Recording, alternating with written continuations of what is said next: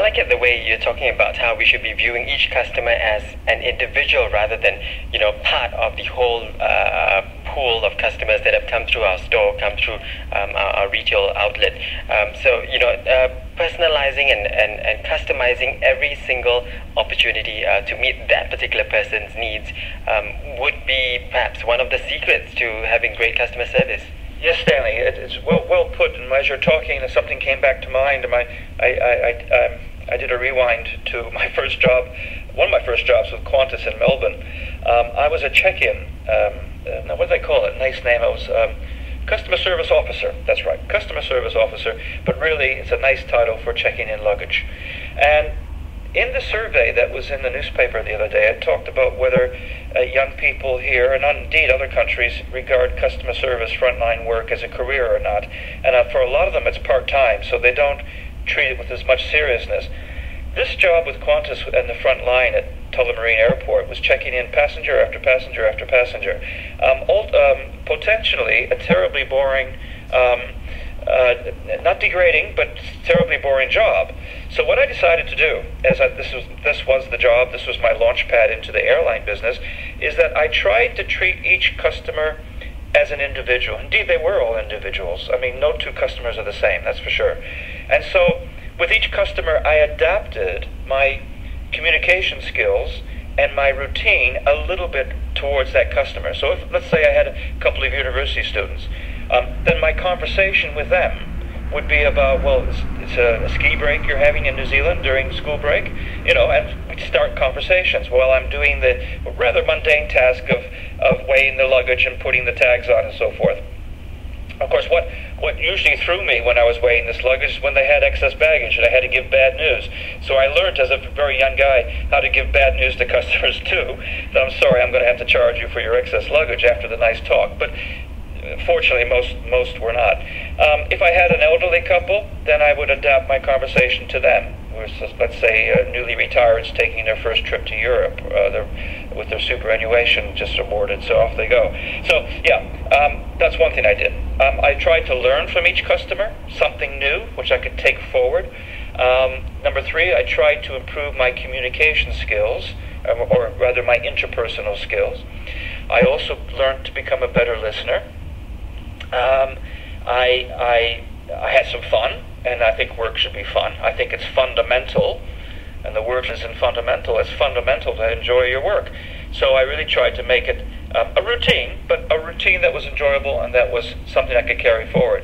And so, as you do in your career, I often look back at that first year and a half, I think it was, doing this job, shift work, and learning a lot from it. And I would say to any young people listening, if you're doing a job in customer service frontline that you kind of regard as boring at this moment, and you say, where is it taking me? I can say that the subsequent 35 years in the airline business brought me some fantastic experiences, some fantastic positions, which I thoroughly enjoyed, abroad as well as Australia. I'm Canadian, and I didn't make it back to Canada, but I did make it to Europe and to the Middle East and a few other places. So we've had a great life. But your first jobs should be regarded seriously. I wouldn't make the mistake of saying, well, this is not what I really want to do. Fine, it isn't, and hopefully it won't be what you're going to do forever. But it is important. Frontliners, in touch with the customer, making those moments of truth are extremely important, Stanley, to any organization. They mustn't think otherwise. In fact, when we're talking about customer service as well, they say it's not only for those at the front line, but even within an organization. Everyone has got stakeholders, colleagues to work with, subordinates, bosses to answer to, and everyone requires a certain level of customer service skills as well. Would you say? Absolutely. Jan Carlzon, who wrote the book Moments of Truth, on which, as I said, I based this course on, he has a number of quotes. And they're great quotes, and if I can remember one of them, he says, if you're not looking after the customer, you better be looking after someone who is. What he means by that is exactly what you said, good internal customer service. How can we deliver external customer service if we're not looking after each other in the organization? We are all part of we're part of a chain, and you need to have that network strengthened. in an organization, so the external customer experiences more or less a seamless service. When you deal with it, let's take an airline, for instance, an airline interaction.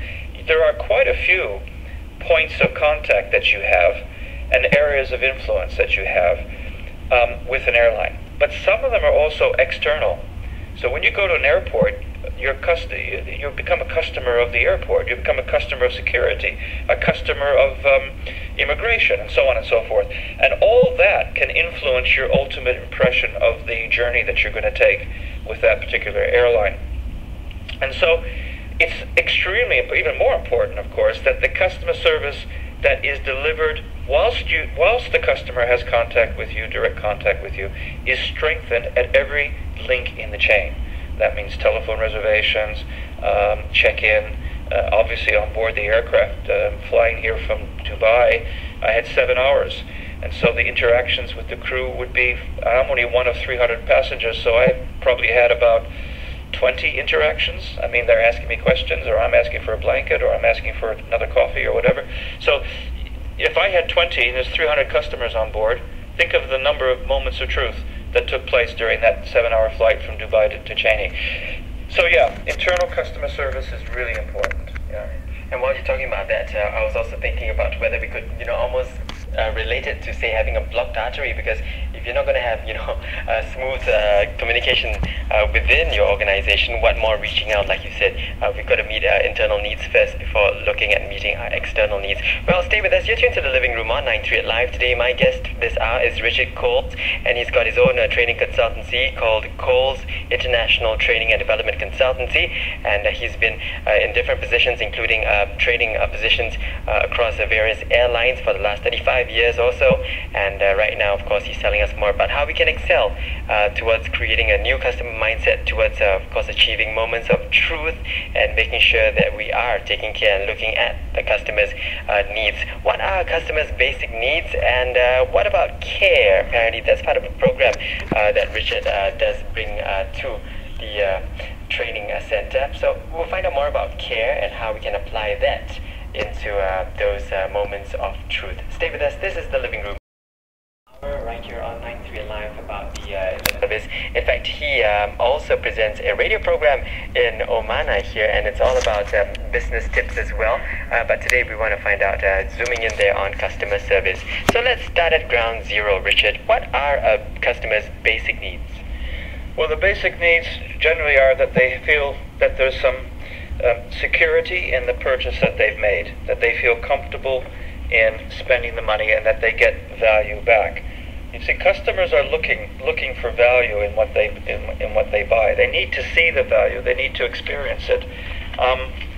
Your price is too high is a familiar catchphrase. It's a common objection in business. And why do prospects always question the price? Well, they want to confirm that they're getting the best possible price. Perhaps they have a lower price somewhere else. Sometimes they're trying to discourage. We have been speaking ourselves with Richard Coles there, who is from Coles International Training and Development Consultancy, spending an hour with us in the living room today, and of course leaving you with insights there on customer service and how you can raise those standards. Thank you so much, Richard, for being our guest on our program. Thank you. It was nice to be in a comfortable living room and